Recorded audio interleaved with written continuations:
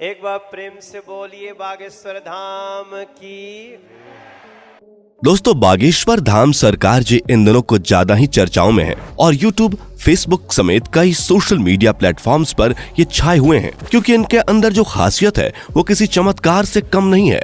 कई लोग तो इन्हें साक्षात भगवान मान रहे हैं क्योंकि ये लोगों के झूठ का पर्दाफाश करने से लेकर भूतों को भगाने तक ये सभी काम चुटकियों में कर देते हैं। और अब तो मनोज तिवारी से लेकर अमिताभ बच्चन और यहाँ तक कि मोदी जी भी इनके फैन है। कहा तो यहाँ तक जाता है कि बागेश्वर सरकार का एक अदृश्य सेनापति है जो भूतों को भगाने में इनकी मदद करता है। तो क्या है बागेश्वर सरकार की असल सच्चाई, आइए जानते हैं इस वीडियो में। दोस्तों, यूं तो हमारे देश में कई बाबा आए और कई गए, कई सारे लोगों ने उनके आश्रम में माथे टेके, यहाँ तक कि बड़े बड़े फिल्मी सितारों ने भी इनके दरबार में अपनी हाजिरी लगाई। लेकिन इस समय जो प्रसिद्धि बागेश्वर महाराज जी को मिल रही है वो आज तक किसी को नहीं मिली है। लंबे लंबे बालों वाले, माथे पर चंदन और अक्सर सर पर पगड़ी बांधे नजर आने वाले बागेश्वर धाम सरकार जी की बात ही कुछ और है।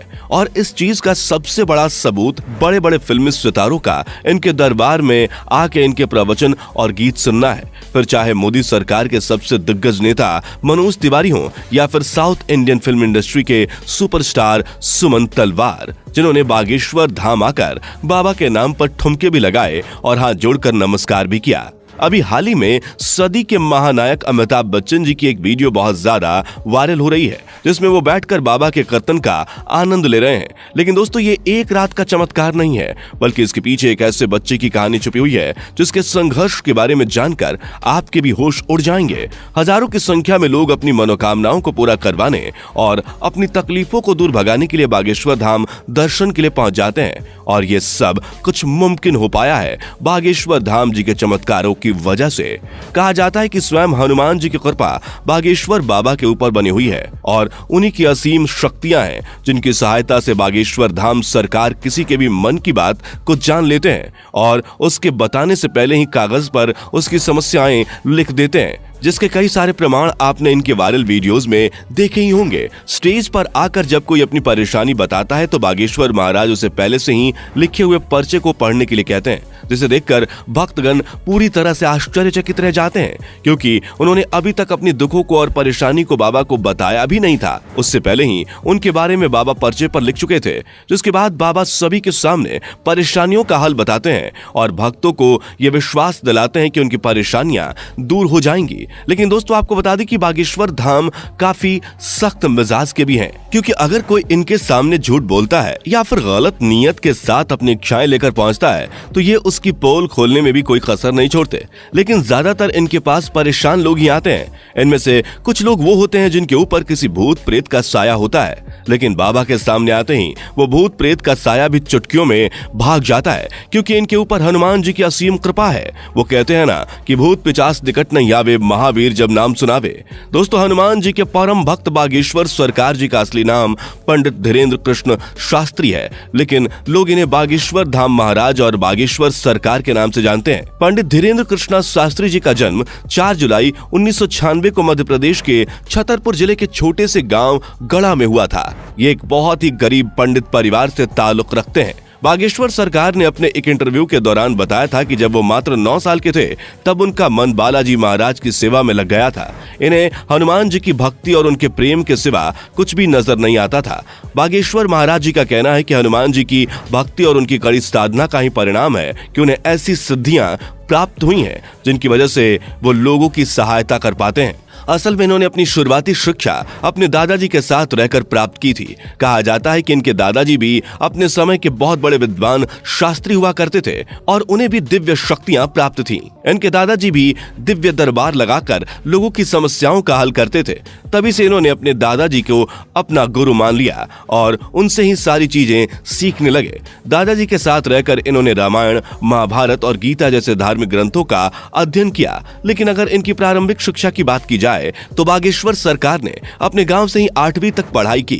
और फिर उसके बाद अपनी आगे की पढ़ाई पूरी करने के लिए वो गांव से करीब 6 किलोमीटर दूर जाया करते थे, क्योंकि गांव में हाई स्कूल नहीं था। इसी तरह इन्होंने 12वीं की परीक्षा दी और 12वीं पास करने के बाद इन्होंने बैचलर ऑफ आर्ट्स में अपना ग्रेजुएशन भी पूरा किया। यानी कि हनुमान जी की असीम कृपा के साथ साथ बागेश्वर सरकार के पास डिग्रियां भी हैं। बता दें कि अपने ग्रेजुएशन के दिनों से ही धीरेन्द्र कृष्ण अपने दादाजी की तरह बालाजी महाराज की सेवा करने लग गए थे।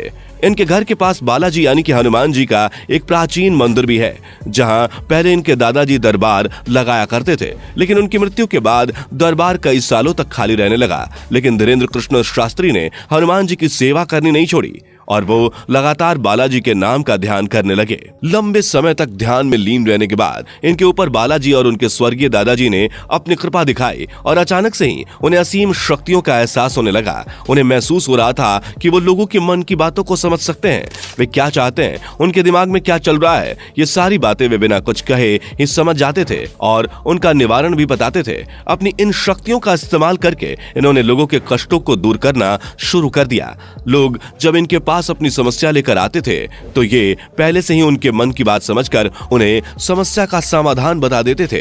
धीरे धीरे धीरेन्द्र शास्त्री जी को यह समझ में आ गया कि उनके अंदर उनके दादाजी की ही तरह दिव्य शक्तियां मौजूद हैं। तब जाकर उन्होंने अपना दरबार लगाना शुरू किया और यहीं से धीरेन्द्र कृष्णा शास्त्री बागेश्वर धाम सरकार के नाम से फेमस होने लगे। मंगलवार और शनिवार को अपना धाम लगाकर ये भक्तों के दुख तकलीफों का निवारण करते हैं। जिनकी अर्जी लगती है उन्हें बागेश्वर धाम अपने पास बुलाते हैं और उसकी समस्या को उसके बिना कुछ बोले ही सवाल और सवालों का हल एक पर्चे में लिख देते हैं, जिससे लोगों का विश्वास बागेश्वर धाम पर और भी ज्यादा बढ़ने लगा है। आप ये जानकर हैरान रह जाएंगे कि बागेश्वर धाम सरकार ने केवल भारत में ही नहीं बल्कि पूरी दुनिया में अपने दरबार लगाए हैं और लाखों की भीड़ इकट्ठा करके उनके दुखों का निवारण किया है। कुछ लोग तो इन्हें साक्षात भगवान का दर्जा देते हैं। हालांकि कुछ महिलाएं ऐसी भी हैं जो बागेश्वर धाम सरकार की खूबसूरती को देखकर उनके ऊपर अपना दिल हार बैठती हैं और उनकी बातें सुनने और उन्हें एक नजर देखने के लिए उनके धाम पहुंच जाती हैं। लेकिन अपने सख्त मिजाज के लिए मशहूर बागेश्वर महाराज जी का ध्यान इस तरह की चीजों पर बिल्कुल भी नहीं जाता। वैसे दोस्तों, हमारे देश में जहां बाबाओं और तांत्रिकों की छवि इतनी ज्यादा खराब हो गई है, जिनमें से आधे से ज्यादा तो जेल की हवा खा रहे हैं, जैसे ही जनता किसी बाबा पर अपना विश्वास दिखाती है वैसे ही उसके काले कारनामों का चिट्ठा खुलने लगता है, जिस वजह से लोग अब इन चीजों पर विश्वास करने से घबराने लगे हैं। इस माहौल में अगर कोई 26 वर्षीय शख्स अपनी दिव्य शक्तियों से लोगों को हैरान कर दे तो दुनिया के मन में सवाल तो उठेंगे ही, और इन्हीं सवालों का जवाब ढूंढने के लिए कई मीडिया कर्मी भी बाबा के दरबार में चोरी चुपके जा चुके हैं ताकि वो बागेश्वर धाम की सच्चाई जान सकें। लेकिन इतने सारे स्टिंग ऑपरेशंस के बाद भी कोई जान नहीं पाया कि आखिर कैसे बागेश्वर महाराज लोगों के मन की बात जान लेते हैं, क्योंकि कई सारे जो नए लोग दरबार में आए होते हैं उनकी अर्जी लग जाती है और जब वो बाबा के सामने जाते हैं तो उनके मन की सारी बातें बाबा पहले से ही लिख चुके होते हैं। इस तरह की चीजें देखकर मीडिया कर्मियों के भी होश उड़ गए और वो लगातार बागेश्वर महाराज को लेकर जांच पड़ताल कर रहे हैं, लेकिन अभी तक उन्हें कोई भी ऐसी चीज प्राप्त नहीं हुई है जिसे लेकर वो बागेश्वर धाम सरकार के ऊपर किसी तरह का सवाल उठा सके या उन पर कोई आरोप लगा सके। तो दोस्तों, आज के लिए सिर्फ इतना ही। जाने से पहले वीडियो को लाइक शेयर जरूर करें और ऐसे ही और वीडियोस के लिए चैनल को सब्सक्राइब करके बेल नोटिफिकेशन को भी जरूर ऑन कर लें। धन्यवाद।